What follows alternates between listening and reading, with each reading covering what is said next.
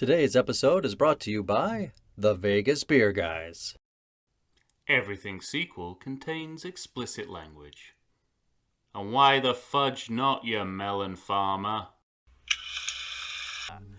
My name is Michael Shantz. I'm from the How Dare You Awards. Joining me, that pitchmaster himself who wants to bedevil me, Tom Stewart of Lonesome Whistle Productions. Say hi, Tom. I had a client who got athlete's foot in the Caribbean. She almost lost a leg.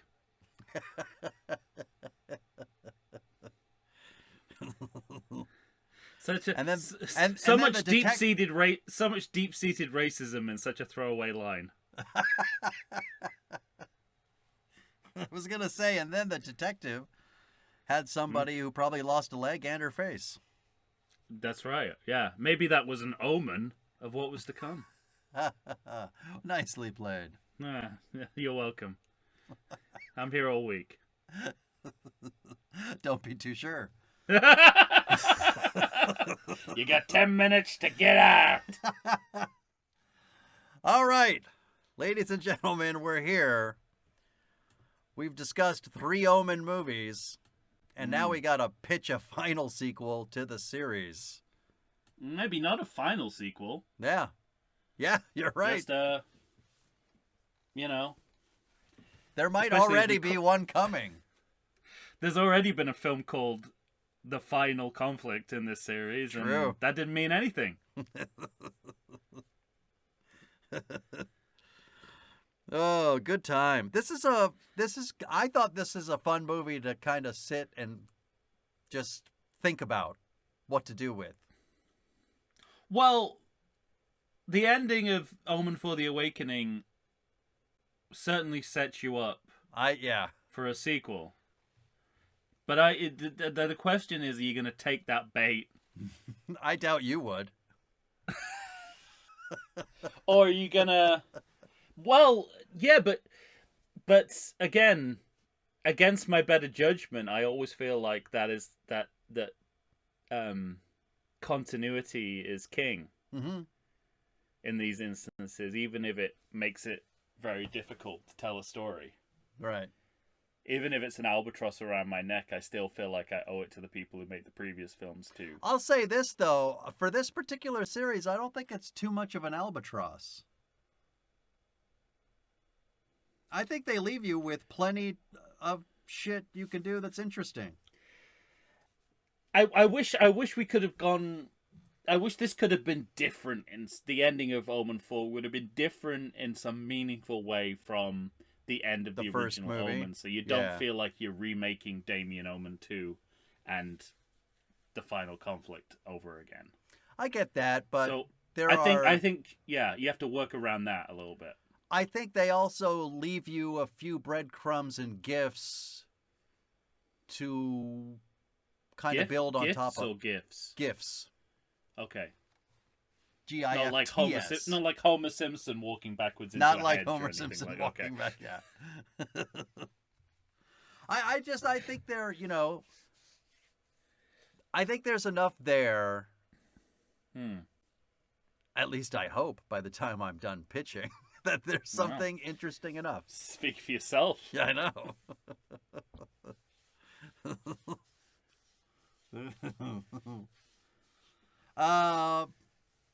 Easy or hard?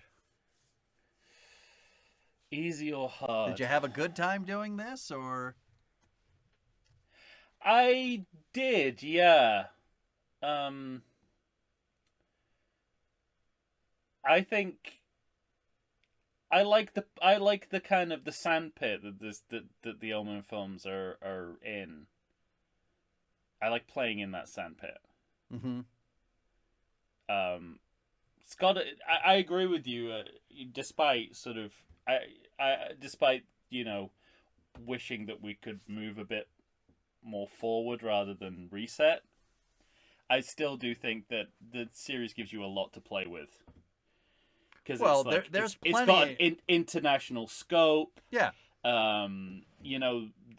There's several different genres you can draw on. Beside, and for horror films, sometimes that's hard to get outside the horror box, but this is a series that has always like looked outside. It's never believed its own hype about it being a horror film, and has kind of drifted into different generic areas, and that's one of its strengths. So, yeah, I like playing in the sand pit,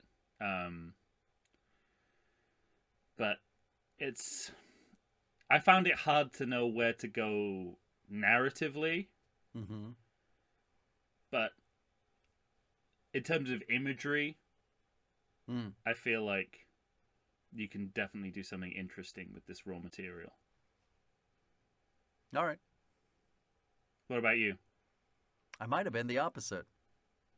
Find it really hard, or no? I think easy to come up with a story, but Yeah. hard to make it work. I think I came up with a narrative, but sort of layering any kind of metaphor or religiosity, or any kind of religious aspect on top of it.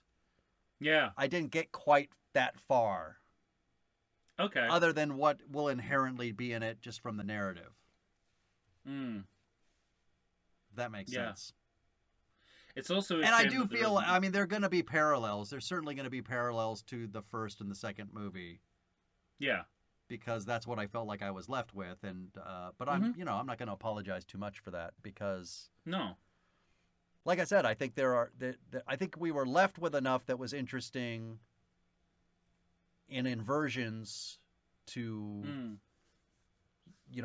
it allows an audience to start at a place in which it doesn't with really any of the other sequels. Because we're finally going to keep some characters. True. Yeah. Yeah. And then there's the timeline issue, which yeah. I don't know how you resolve that. I mean, let's face it, the most interesting thing you could do is have your first scene be them leaving the cemetery. Right, exactly. Yeah. I have not done that, but but if you really wanted to throw a an aftermath sequel. Yeah, exactly. Especially because with the amount of information you had to process in the final few minutes of that film, an aftermath might be a good time to sort of do a post-mortem of what actually happened. I thought of that, but I just thought it would be too difficult because it would be too much like the first movie. Because you're talking about a young boy, like an infant or small child that somebody has to eventually say, "Hey, wait a second." So hey, unless I'm pretty that's sure drawn he with might marker be evil on his hand, right? Yes, exactly. We have a problem. Yeah, it's so there are some challenges for sure with this, but it's definitely a good sandpit to play in. Yeah. Before we go on, I have an update. Oh. On our last series, one of our hanging threads from when we covered the RoboCop series. Go on. Was what on earth did Frank Miller do on either film? Was basically what I was left to research. Getting a lot of conflicting answers. So I don't know if I've narrowed it down quite as much as I want to, but here's the base. I'll thumbnail it for you, okay? Frank Miller was hired to write 2, right? To do an outline for 2. Yeah.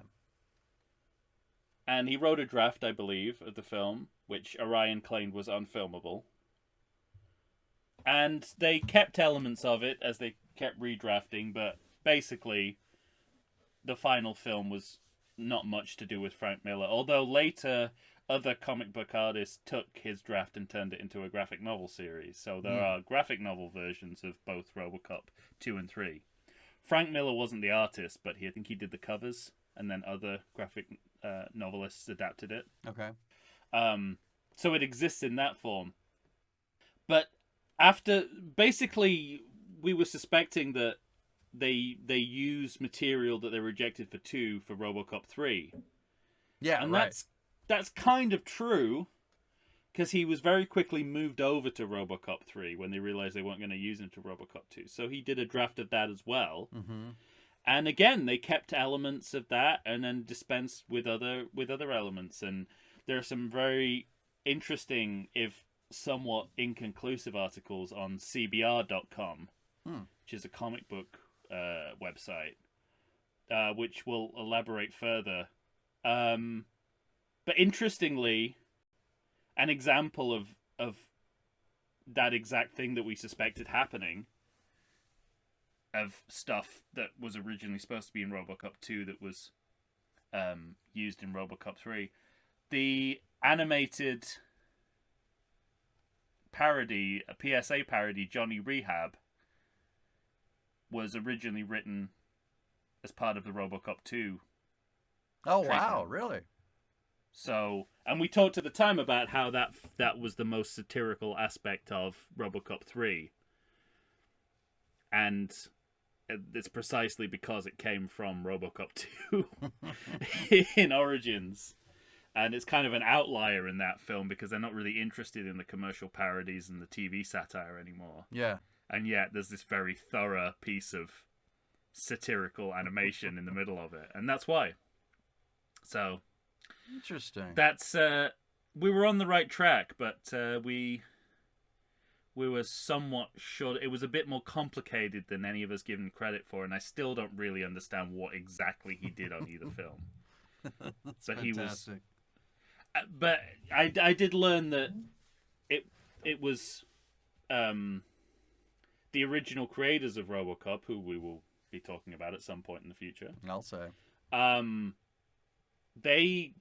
They couldn't work on RoboCop 2 because of a WGA strike. So they were asked for names of people who might be good for the franchise to write, and they recommended Frank Miller and Alan Moore. They recommended both Alan Moore of Watchmen fame. Yeah. Is it Watchmen? He's Watchmen, isn't he?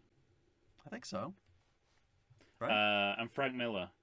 And Moore said he didn't want anything to do with it, but Miller was intrigued. But in taking on the role, he realized he would rather direct than write, because he thought as a writer in Hollywood he had no power, and so he only ever wanted he only ever wanted to continue with cinema if he was going to direct. So there you go. All right. So interesting, but inconclusive. We're nothing. Which is also a suggested title for the podcast. We're nothing if not interesting and inconclusive. And there's too much to go over the similarities and differences, but I think check your preconceptions at the door about the parts of RoboCop 3 that you think someone other than Frank Miller invented, because a lot of the stuff that's in there is in his original draft for both films. That's it. Noted. So that was Update Corner. Update Corner. I'm telling you, we need stings. I can close that tab now. Literally, I just closed the tab to CBR.com. Fantastic. Any last thoughts to get off your mind before we last rites? Before we dive into our pitches about the Omen series? Yeah. I think we've said a lot of it. I don't know if I've mentioned. This is something that I don't know if I've said out loud. So apologies if it's on a previous episode. But I've noticed a trend of you coming to these series you've never seen before, a la Planet of the Apes. Yeah. And you go bananas, pun intended, for the most loathed film within that franchise, because you have no preconceptions of what the critical consensus is about those films. Yeah, maybe. And I just thought it's really lovely that you're affectionate about films that are traditionally derided, and because I suspect a lot of our judgments are based on what we hear about the movie, other than the movie itself. Yeah, that could. Yeah. And so I just want to give you credit for. You spoke up for Battle of the Planet of the Apes, which Right. is not well liked, and Omen for the Awakening. Delightful. So I appreciate, when you're separated from the consensus about something. You appreciate how deep my lunacy can go. Yeah, but it's not lunacy. It's just like if I'm watching this, I'm just watching this for what it is, and it's really hard to manufacture a screening environment in which you can do that. Yeah. You've done it obviously now with it's increasingly more difficult nowadays. Yeah. And it's as close as we get to blind tasting, I think. Yeah, right. You have no idea what you're supposed to think about this. And I'll be using that argument back on you when we do Attack of the Clones.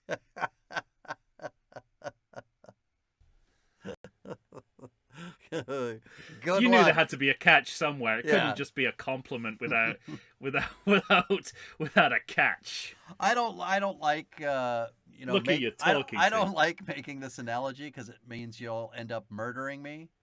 But right now I kind of feel like that guy on the other end of the telephone in Taken when Liam Neeson tells him he's got a particular set of skills, and I just say, "Good luck." Time will tell. But I think when we get to talk about that film, and I don't know when that will be, I'm definitely going to bring up what people thought about it before they thought what they were supposed to think about it. Fine. I could tell you the exact moment I started making opinions about that movie. And it was before I saw it.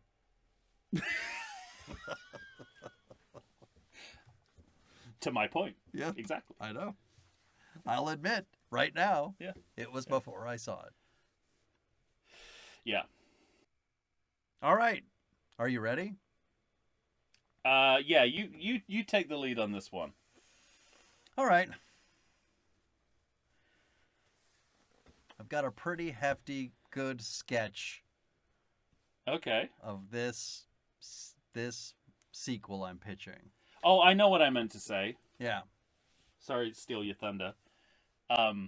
It's a shame that there wasn't one more Omen film, because then we could do Omen 666. Yeah. So, unless you want to pitch two movies, the second of which is called Omen 666. I'll pitch Which I one. thought about. I'll pitch one pitch and But a it was- title. How about that? I was just like, that's too much work. One of these is too much work. For how long Carry did on. you consider creating a whole second sequel just so you could get to that title? Who says I haven't? I do, because you just Yeah. said And I I could think have done I think I just said that I hadn't. So, me too. it. All right, fine. Both of us is the answer to that question. All right. I am picking up the threads of Omen 4, The Awakening, as I feel a good pitcher would do. Party strings! Party strings! Stop pitching. Cut that. Stop pitching suspense.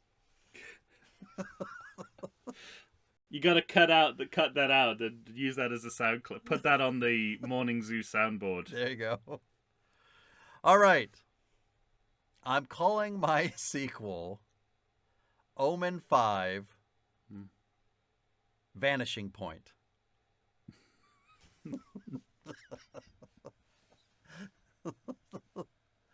I am not thrilled. You've given up on your titles, and you're just taking the names of other films. I am not thrilled with that title. But Speaking to your earlier point, that title is Taken.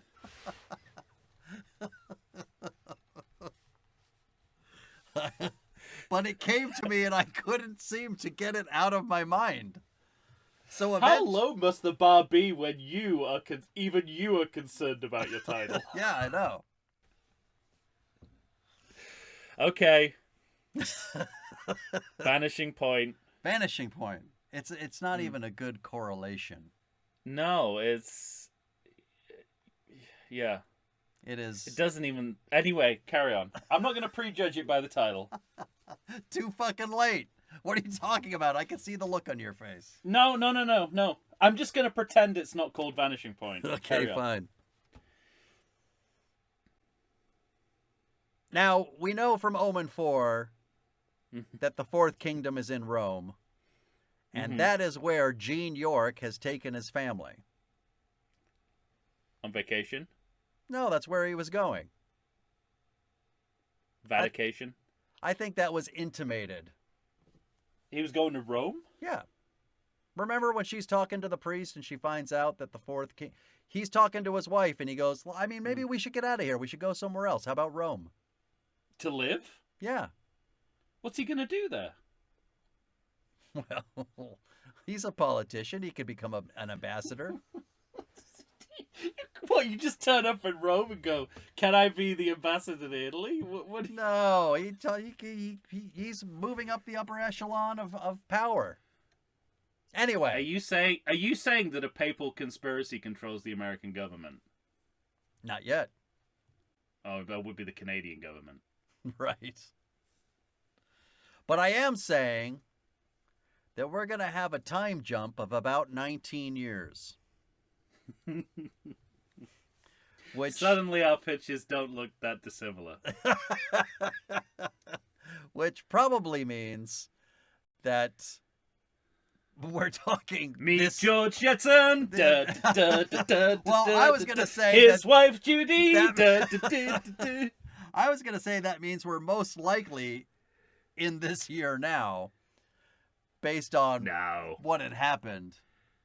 19. No, because I can't get into the weeds on this, but I know. At one point, I thought it probably made it around 2010, and then you said something in our last episode that made me go, "No, it's got to be at least a decade later. I'm sure of it." Yeah. But when is the Blade Runner sequel set? It's about then. But at any rate, whatever year it is, it's 19 years after the birth of Alexander. Mm-hmm. And we're going to open in the White House with Gene York talking with the president, wheeling and dealing. Not that we haven't seen this before, I understand. But now he's here on the behest of his son. And his son has become one of those, uber geniuses that cannot be stopped. And even at Zuckerberg? even at 19 years old, he's already graduated college.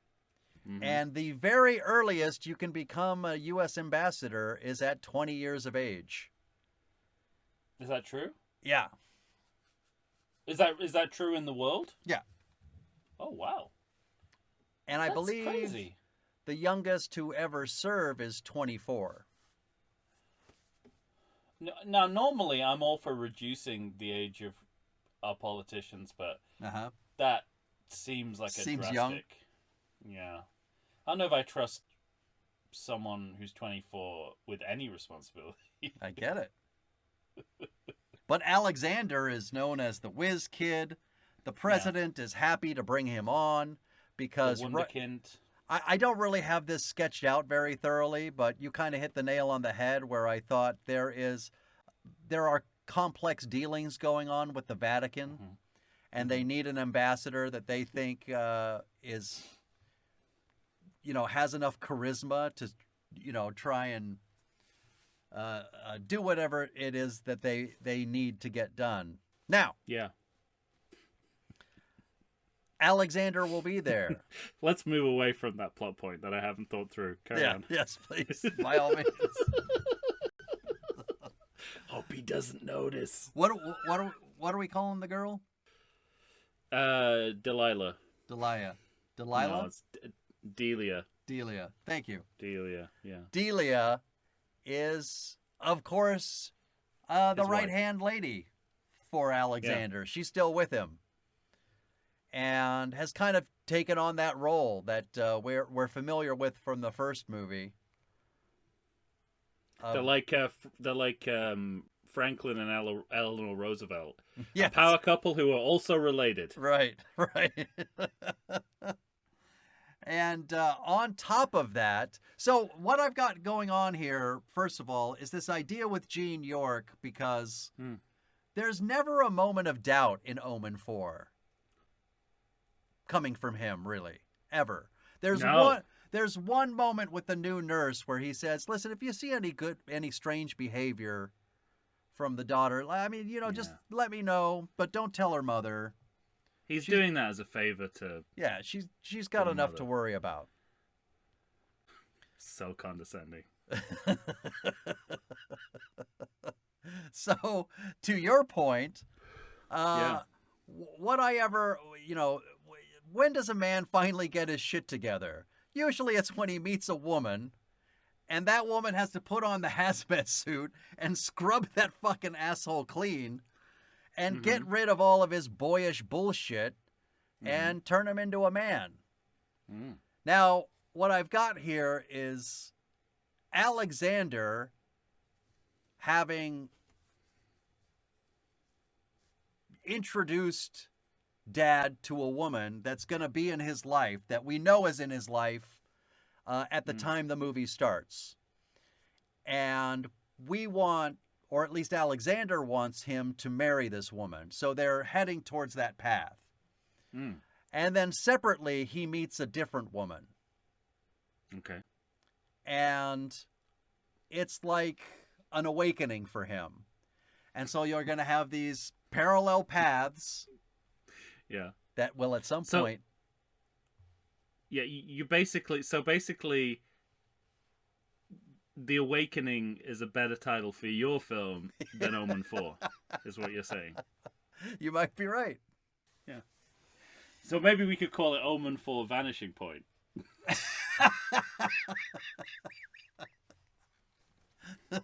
He does regress. That's true. Yes, it's true, yes.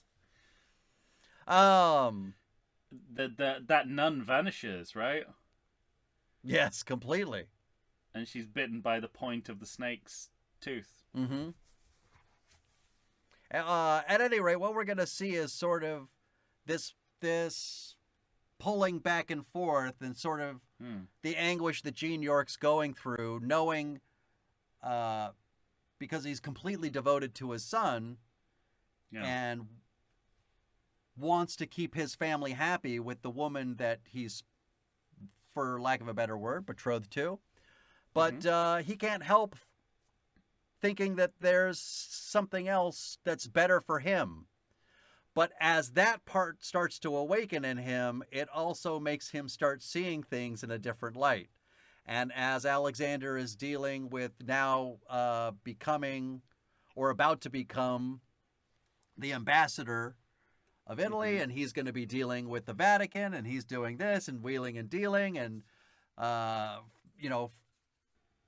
people are going to be obstacles in his way, and of course, in a true Omen fashion, a lot of them are going to just die by happenstance.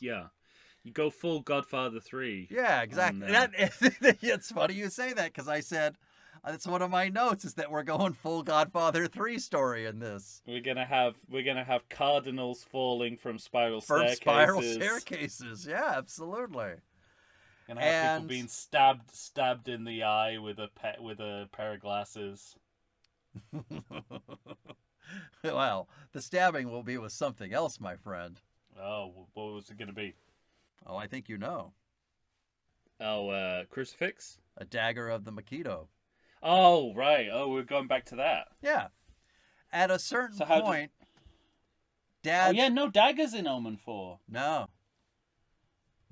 We lost the trail of the daggers. Yeah, at a certain point, the thing that happens in most Omen movies is going to happen to Dad. He's finally going to cotton on to what's going on, and he's going to start investigating, and he's going to start seeing this litany of death in the wake of Alexander through school and beyond. Mm. And it's right about then that he's going to get a little gift dropped on his doorstep, and it'll be that final dagger, and it'll say, "Protect this with your life, because someday it will protect you." And who are we going to see eventually? We're going to see one Kate Reynolds. And we're finally alive? going to find out. Does she die at the end of Omen 3? No. She doesn't die. Yeah. No. Okay. Whew. I thought you remembered something mean, I didn't. She doesn't. No, she doesn't die, but the Omen 4 doesn't intimate that she's alive. Yeah, that's true. So, well, the Omen 4 she's dead. The Omen 4 just doesn't do anything with that storyline whatsoever. No. So what? It mentions her. It mentions her. Yeah, later. I mean, in that minute of exposition. Minute of exposition. But what I want is for us to finally know what happened, which is she realized that she was pregnant. The first thing she thought is, I have to terminate this baby, which of course is a difficult decision. And she waits on it long enough to find out the gender of the baby. When she finds out that it's a female, her first instinct is, okay, it can't be the son of Satan. So she gives birth, but because of how that child was conceived, and we talked about the ugliness of that in the final conflict, she just could not keep this baby, and so that's when she gave it up for adoption and had this plan for the foreign exchange student and somebody else, and then it goes to the orphanage, and of course Omen 4 starts. It's a lot of international travel for that baby very early on in its life. Right? and we know that she's an investigative reporter, so she's going to start seeing what had gone on once that baby was born. Oh, there's some rumblings, and all of a sudden now there's Alexander, and I'm going to follow this for a while. And so she's going to go around the city eating free nuts. Yeah. In a montage. Yeah. We'll have to retrace Earl's steps. We're going to start doing that Omen thing of retracing steps and finding out more until we finally get to the decision. But what I want is that wrestling, because Dad was with Alexander for so long, and even with his daughter, I mean, he was ignoring everything going on with her. Yeah. In the first 10 years. And what I want to do is get to this point of the wife he's supposed to take, and his daughter are suddenly attacking him, and he has to kill them both. Mm-hmm. And then the next thing you know, it's Kate Reynolds, Gene himself, and they have to get to Alexander before we reach the vanishing point, which is him becoming 20, becoming the ambassador. Did you try to salvage it now?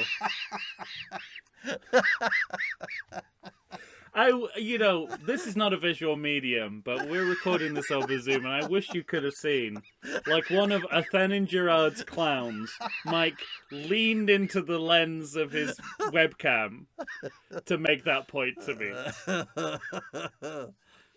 Good times. Very good times. And it's gonna be father versus son.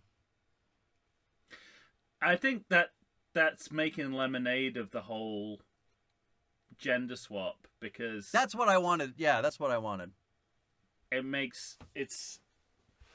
really helps to clarify that, was this his son?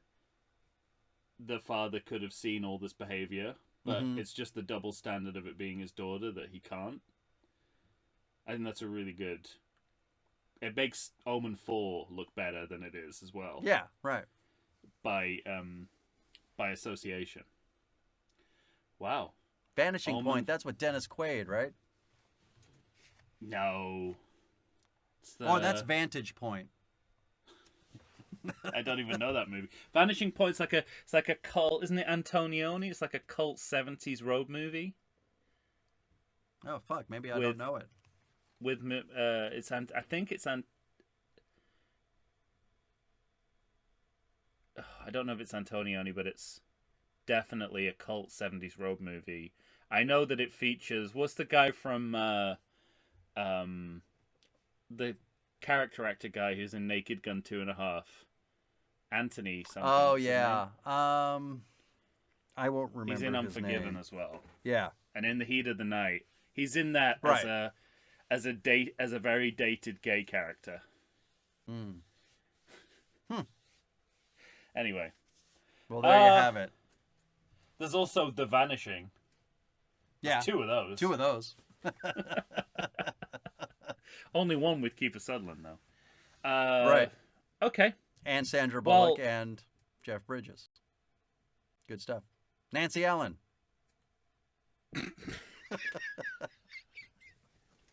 That sounded like Tourette's.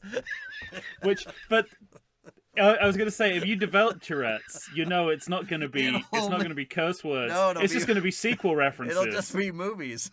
Yeah, it'll just be like out of nowhere. Nancy Allen.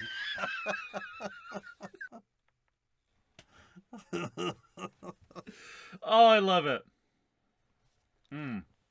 Good times. Okay.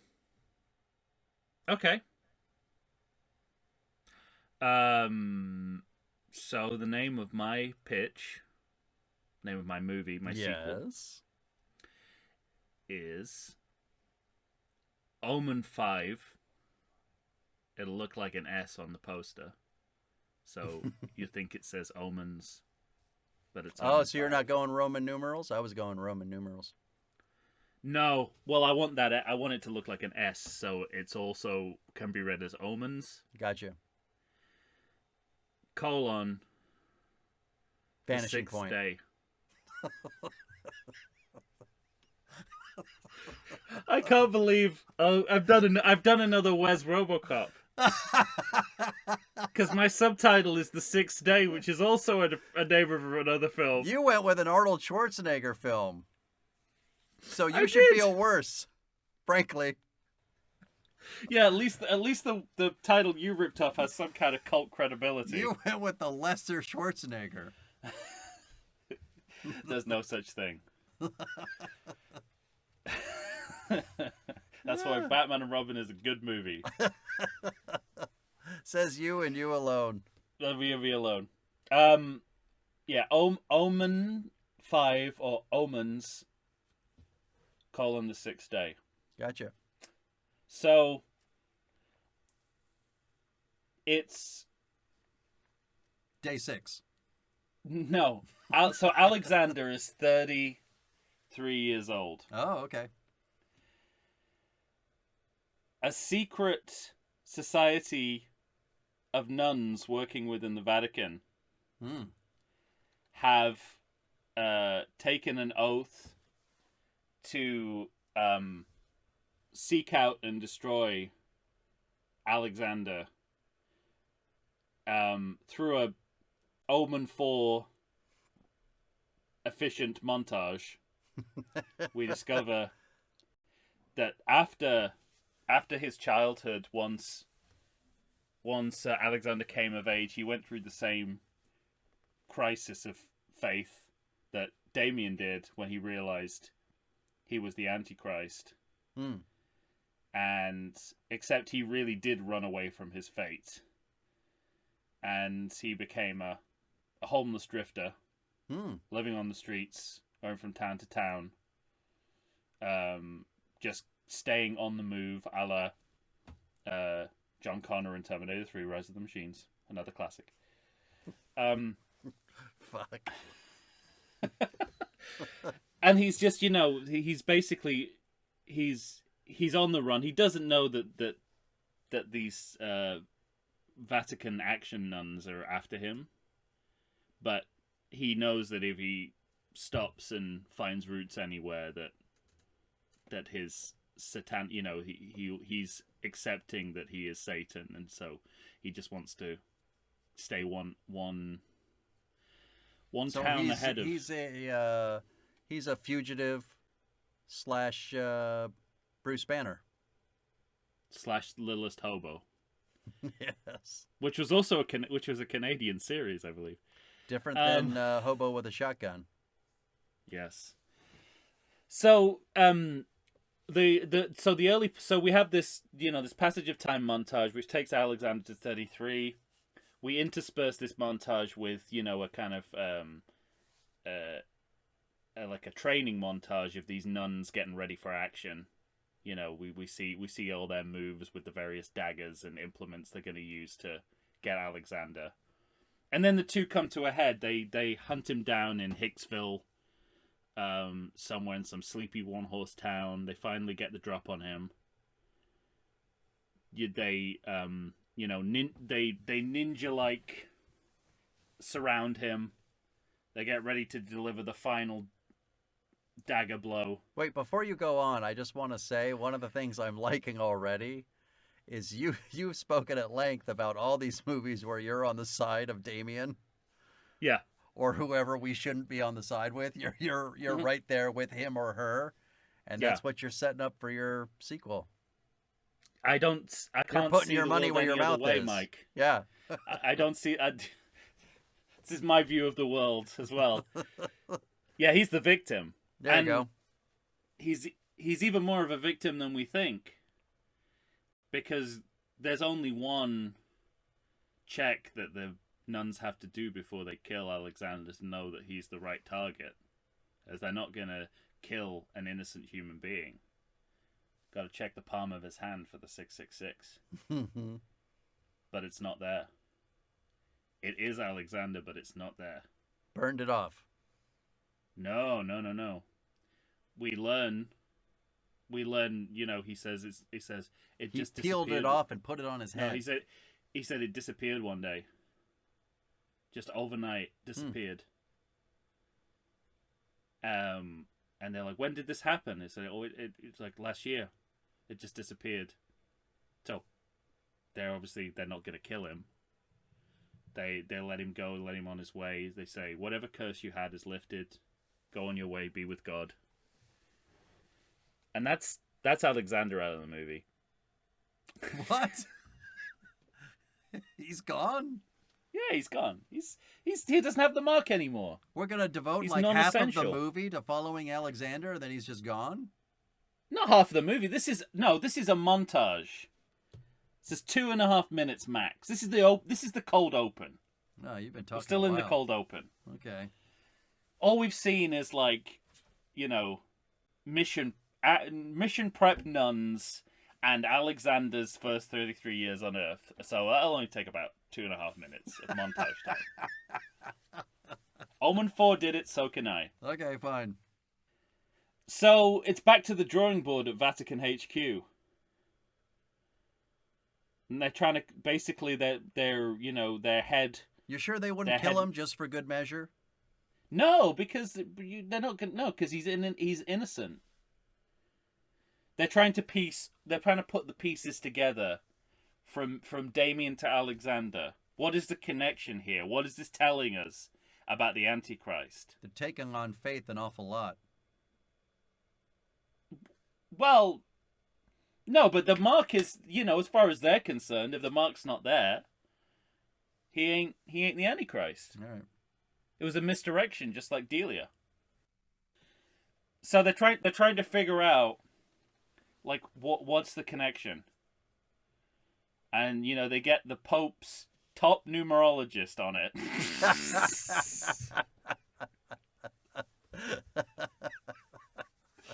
Which in the Omen verse exists because there's no contradiction between faith and science. So who else would the head mathematician in Italy work for but the Pope? Of course. And he comes up with a formula to explain the Antichrist phenomena that we've seen, which actually helps explain the title of the original movie. Which is that neither Damien nor Delia nor Alexander were the Antichrist. They were just omens. and he comes up with a mathematical formula to find out when the real Antichrist will be born. So he takes Damien is born, then 33 years later, Delia is born, and another 33 years, and then Alexander is born, and another 33 years. Yeah, but So he's born 10 years or so after. He's born 10, but he was a decoy. Ah, that's right. Okay, gotcha. He is a decoy, so they take it out.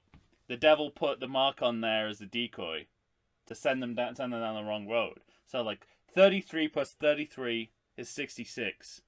So we need that final 6. The devil's doing like a crossover, like a basketball, trying to break the ankles of the nuns and fake them out.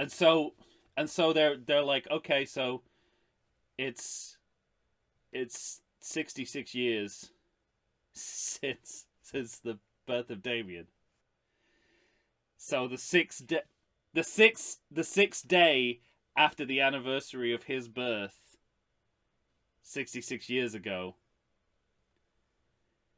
is I guess it would be 23 years later, not 33 years later. I just realized. Sorry. Now I know why timelines are so hard to keep track of. So Alexander was 23, Delia was 33. Yeah. 33 plus 33, and then 6 days later. Okay. That is when the Antichrist will be born. So now the Vatican are basically they're going back to their Bible. They've got to they're got to kill those firstborns, right? No, nice. Everyone born on this day, they've got to go on a global hunt. You're gonna bring that back. Yeah, they got to go on a global hunt to find the mark of the 666 mark of the devil on a child born on the 6th day after the 66th year. And that's kind of the rest of the movie is a kind of a global treasure hunt, if you will, to find that ends with the stabbing of an infant. I kind of think about it. It's a good question. It's sort of like, we'll build in that the nuns who are tasked with this are already conflicted about even killing Alexander when they know he's the Antichrist. Mm-hmm. And now they're worried that whoever this is might be another decoy. And the devil's just playing games with them, like Superman in Superman 2, where he keeps. Plus, if they just say it's not me, they might believe him. These are nuns. They're not going to kill if they're not 100% certain that they're the Antichrist. That's why I had them be nuns. Mm-hmm. Because we know, we believe in nuns, except the last film told us not to. Right. I'm just so saying, they seem awful susceptible to lying, though. Yeah. So and as the film goes on, we'll introduce, potential suspects. Some will be red herrings, some will be the right track, and then eventually there'll be a final showdown between one of our ninja nuns and an infant born on the 6th day. All right. And then it'll be so they've got the fact that they already don't want to kill another human being. They're worried that it might be a trick by the devil because of what happened with Alexander, and it's a baby. So that leaves us on maybe it'll end on a cliffhanger. Yeah, it does seem to harken back to the original, the moral quandary part of it. Yeah, maybe the last thing we see is the ninja nun raising the dagger, or maybe we don't know how it ends. There you go. I kind of like that. So there you go. That's Omen 5 or Omens, the 6th day. All right. I like it. Yeah. Sounds like good fun. It needs fun. Characters. That's all it needs.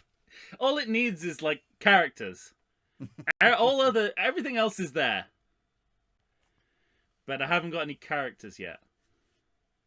All I've got is an idea.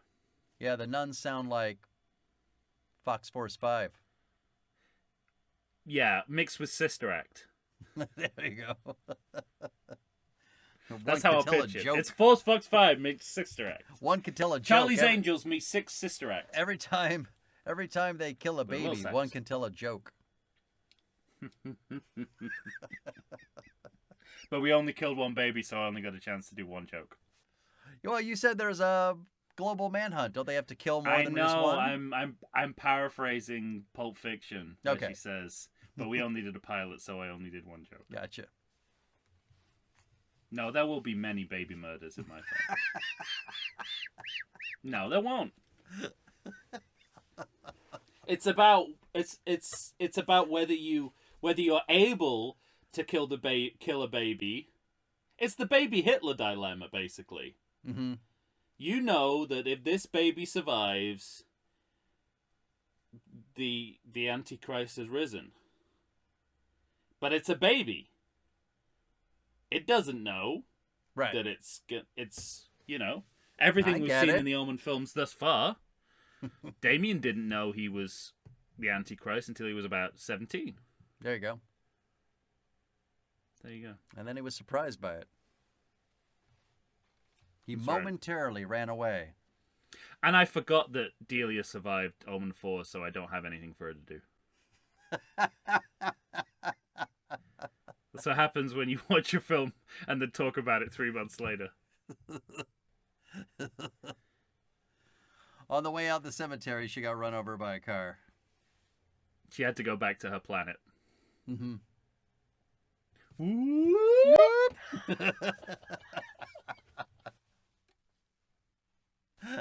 Never not funny. The thought of an animation cell rising up into the sky. It's like every movie we do. Yeah. Like every ending to every film we do feels like that moment from the Poochie episode where the animation scale just kind of rises into the sky. Goodbye. I have to go to my home planet. Poochie was from another planet? All right, friends. Well, there you have it. 2 sequels to choose from. We've got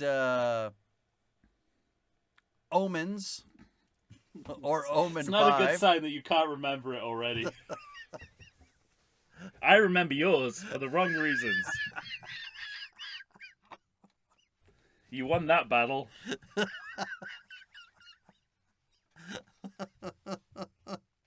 I remember it. It's Omens or Omen 5, the 6th day. Okay, you can't claim the S5 thing. Retrospectively. No, I was doing your title. Okay, I know. Just checking. God damn it. Because you are also Omen 5. Yeah, but I'm going Roman numerals. That's right. You're Omen V. Yeah. Omen V Vanishing Point. I'm keeping the Roman numerals that have been throughout this series. But that V could be the first letter of vanishing in your title. True. Omen Vanishing Point. Omen 5, Vanishing Point. This is what you've got to work with. Good luck. Please offer your own. So we need it. Yeah, send us your own. You're gonna have to find us. Or just give me some characters to have in mind. Gonna have to find us on Facebook, Instagram, or Twitter. Send us an email to everythingsequel@gmail.com. And for the love of God, help us. For Tom Stewart of Lonesome Whistle Productions, Michael Shantz here of the How Dare You Awards. We're going to have a brand new series for you coming up next. We'll keep it a secret for now. Mm-hmm. Say goodbye to everybody, Tom. Just my annual pap smear.